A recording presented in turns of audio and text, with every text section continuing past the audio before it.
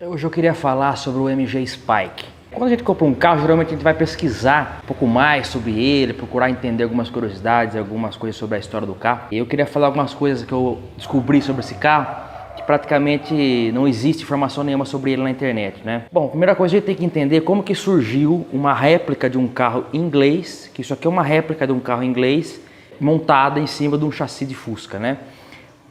Resumidamente, Percival Laffer ainda é vivo, felizmente, uma figura importante da indústria. Ele ainda é vivo, ele era dono da loja de móveis planejados Laffer, que ainda existe, inclusive, essa loja de móveis. Ele observou a semelhança entre o entre-eixos do MGTD 1952, que é esse carro. O MGTD 1952 é um carro basicamente com esse visual.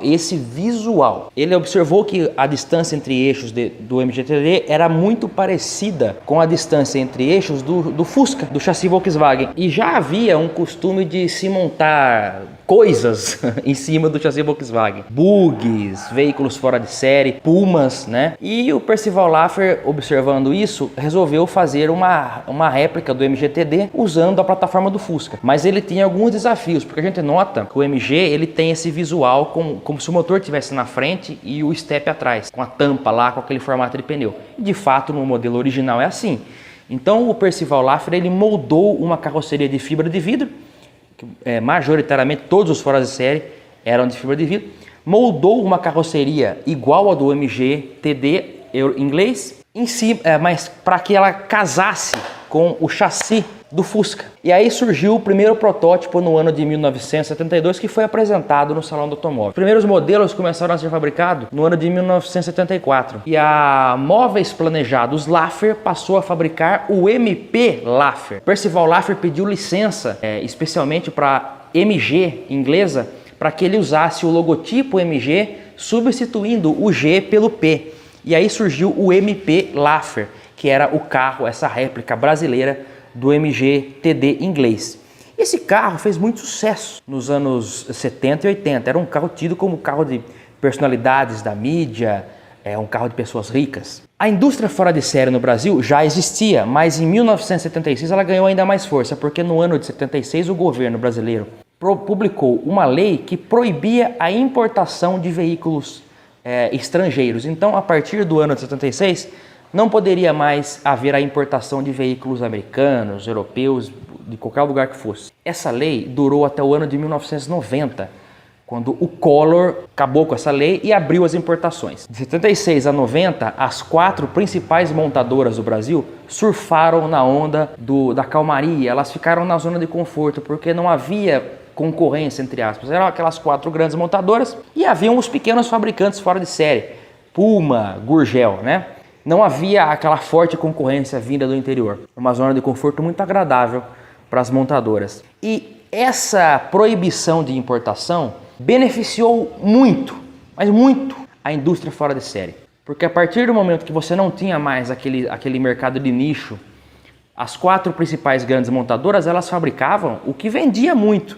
Veículos populares, o que tinha demanda, o que tinha pequena demanda, aqueles segmentos de nicho que a gente diz que são carros mais exclusivos, praticamente não tinha oferta disso no Brasil. Aí que entrava a indústria fora de série, que fabricava bug, picapes, veículos de picape cabine dupla. Pegamos o exemplo da concessionária Ford Souza Ramos, que pegava as F1000 e modificava. A Ford fabricava a F1000 cabine simples. A Souza Ramos, para atender a demanda de consumidores, pegava a F1000 e fazia cabine dupla, fazia aquela SUV gigante, fizeram de tudo foi feito. Da segunda metade da década de 70 e a década de 80 inteira foi feito de tudo. O brasileiro usou e abusou da criatividade e criou inúmeros veículos. Mais de 100 fabricantes houveram no Brasil. Fabricante de bugs, então, veículos off-road, existiram muitos e praticamente todos eles usavam a mecânica do Fusca. A Volkswagen fornecia chassis Volkswagen para a própria Gurgel, que fabricava o X12, o Chavante, enfim. Motores também foi fornecido. Quando a Gurgel lançou aquele Jeep Carajás, o motor era o AP, que era fornecido pela Volks. A Miura fez esportivos com motores AP. Enfim, a indústria fora de série é uma indústria rica, extremamente rica. Que em 1990, quando o Collor abriu as importações, a indústria fora de série deixou de fazer sentido. Por que isso? Porque a partir do momento que você tinha veículos importados entrando no país, os veículos fora de série ficaram automaticamente obsoletos, porque os veículos fora de série eram montados em cima de carros nacionais com modificações que usavam componentes de veículos que eram fabricados aqui. E os que eram feitos, uma carroceria própria de fibra, veículos simples, vamos dizer em português, claro, veículos simples que não tinham condições de concorrer com a tecnologia americana. A partir do momento que a importação foi aberta, entraram veículos da Audi, BMW, Mercedes-Benz, Jeep. A Jeep que eu falo é a Jeep mesmo, não os Jeeps que eram feitos pela Willys, Overland do Brasil. Então, você veja que a indústria fora de série praticamente ela acabou em 1990. O próprio MP Laffer foi fabricado até o ano de 1990. Em 1990 a Laffer deixou de produzir o MP. A indústria de móveis Laffer ainda existe até hoje. A própria indústria de veículos nacional gozava de um certo conforto porque não tinha uma concorrência tão à altura. Talvez isso seja a explicação para carros como o Opala tenham ficado há mais de 20 anos em produção. O Opala ficou mais de 20 anos em produção e, coincidentemente, ele saiu de linha 2 anos depois que a importação foi aberta. Ou seja, a importação foi aberta, a Chevrolet logo em 92 já lançou o Ômega, que era um produto muito mais moderno e atualizado com o mercado de modo geral. Então a década de 80, de modo geral, ela foi atrasada em questão da tecnologia, mas em criatividade foram muitas ousadias que tiveram, né? Questão de design, projetos e tudo mais. E voltando ao assunto do MG, o MP Laffer fez muito sucesso na segunda metade dos anos 70, foi usado em filmes até do James Bond, inclusive, um exemplar branco. Mas no ano de 1980 a empresa estava passando por uma crise e o estado do Rio de Janeiro era um estado forte com empresas que fabricavam veículos assim. E algumas empresas tentaram fazer uma réplica também do MGTD, baseado no MP Laffer. A Spike foi uma delas. Eu fui pesquisar, a Spike Carrocerias foi uma empresa que tem o CNPJ, foi criado no ano de 1982 e ele já logo foi excluído no ano de 85, está inativo desde a segunda metade dos anos 80. A Spike Carroceria surgiu num bairro do Rio de Janeiro. Hoje, o lugar que era a fábrica é uma fábrica de gesso, alguma coisa assim. Ainda existe o prédio lá.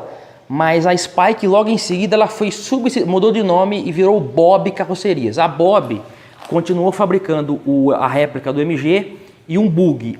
Na época da Spike também era fabricado um bug. Era fabricado o bug e o Spike. Além da Spike, existiram outras empresas que também fizeram a réplica do MG. Teve o MG Enseada, o MG Agnes. Teve até um bug com aparência de calhambeque que era o bug gringo. Que a Gringo também fazia bugs tradicionais e fez um bug baseado num calhambeque de tamanho sucesso que era do MP Laffer. Todos MG, que é a réplica do carro inglês, que é o MGTD, e na frente o nome da empresa. No caso desse, MG Spike, teve a MG Enseada, MG Agnes, entre outros, MG Bob, e teve o MP Laffer, que era da Móveis Planejados Laffer. O MP Laffer foi o único que foi fabricado em série. Esses daqui, eles eram fabricados, as carrocerias eram fabricadas por essas empresas e eram vendidas para o consumidor. Ela podia ser montada em cima de um chassi Volkswagen 0 km ou usado. Eu, quando comprei esse carro, foi fabricado 200 carrocerias só do Spike. Só tem 200 carrocerias desse Spike aqui. Então, como é um carro que foi fabricado muito pouco, eu fui procurar me informar sobre esse carro, que é basicamente igual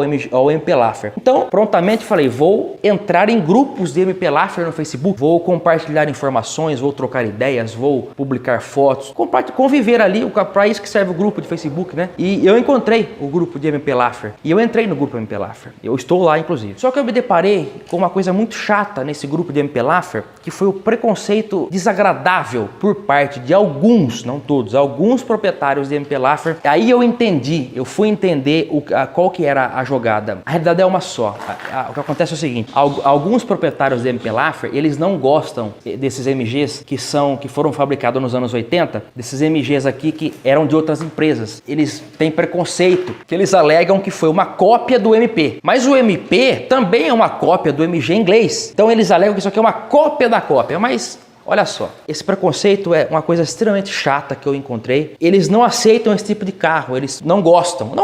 Veja só, não é só no grupo, não é só com o MG que acontece isso. Você tem atritos em grupos de diversos carros, opaleiros, apezeiros. Isso é muito desagradável, é uma tristeza mesmo isso acontece. São poucos os grupos que são unidos. Eu não fui mal recebido no grupo. Quem foi mal recebido foi meu carro. Por essa razão, eu falei, vou criar então, já que esses carros não podem ser considerados dignos de estarem aqui, vou criar então um grupo próprio para eles. Criei um grupo no Facebook com o nome MG Spike /Enseada /Agni, que são as 3 principais fabricantes. E teve o Bob também, para acolher esses poucos proprietários, que são poucos, esses carros foram fabricados pouco. O MP Laffer foi fabricado muito mais do que esses daqui. Esses daqui foram fabricados muito pouco nos anos 80, porque foram empresas que tentaram começar a fabricar esses carros e não foi para frente. Você pega o caso da Spike, fabricou só 200 carros e parou. A empresa não progrediu. Se a empresa tivesse progredido, provavelmente, com certeza, eles iriam até produzir em série isso aqui. Mas infelizmente não foi para frente, né? Tudo tem que começar de algum jeito. Toda empresa tem que partir de algum ponto. E eles começaram fabricando as carrocerias e infelizmente não foi para frente. A própria MP não durou muito mais, né? Em 90 já parou. Criei o grupo no Facebook e me surpreendi com inúmeras mensagens, não tantas, porque são poucas pessoas que têm esses carros, mas me surpreendi com a quantidade de mensagens. Eu acho que umas 7 ou 8 pessoas me chamaram e falaram: olha, Pedro, muito obrigado, parabéns por você ter criado esse grupo. É o que estava faltando, porque eu também publiquei foto do meu MG no grupo de MP e meu carro, os caras, uma meia dúzia de velhos chatos comentam coisas desagradáveis nas fotos, depreciam o carro da gente e isso é muito chato, a gente fica triste com isso. Então eu fiquei muito contente que você ter criado esse grupo, que a gente vai poder agora desfrutar e compartilhar de informações, postar fotos dos nossos carros sem que nossos carros sofram preconceito, sejam depreciados, comentários chatos, sabe? Coisa nada a ver. O que esses proprietários MP esquecem ou não sabem é que o vento da cara, o prazer de rodar, as pessoas olharem para o carro, chama a atenção. É a mesma coisa, a aparência do carro é a mesma. Muda o nome da empresa, uma coisa ou outra, sabe? Então é um pessoal chato. Na verdade, o que acontece é o seguinte: hoje, as pessoas estão chatas hoje, né? Nos anos 80, o cara comprava um Spike e não queria nem saber se era um MP, se era um MG. Ele queria só curtir o vento, desfilar e ostentar literalmente esse carro, porque não era qualquer um que podia comprar um carro desse. Era um carro caro. Então o cara pegava o carro, ia curtir e não tinha essa, sabe? Hoje é muito chato isso. Você posta foto de um carro na internet, num grupo, sabe? E vem aqueles caras chatos: ah, porque isso aqui não tá original. Ah, porque isso aqui não saiu nesse ano. Ah, não gostei de alguma coisa. Eu não quero saber se você gostou ou não. Por isso que eu gosto da nostalgia. Nos anos 80 o cara não queria saber, bicho. Ele pegava o carro, ele colocava a garota dele ali no banco do carona e ia curtir, ia desfilar. E é isso que eu procuro fazer. É só falta a garota. É essa a realidade. Tô curtindo o carro como ele foi feito para ser. E você que tem um MG, não ligue para comentários depreciativos de dono do MP. O MP Laffer é um carro super legal também. É igual esse, é o mesmo carro praticamente. Tô falando que são chatos alguns proprietários que têm preconceito. Mas então é isso, pessoal. Esse carro aqui é um carro do projeto do canal PL, que nós vamos avançar. É um carro que eu peguei, não fiz nada, coloquei só a calota, uma calota genérica, para não dar a aparência daquela roda preta.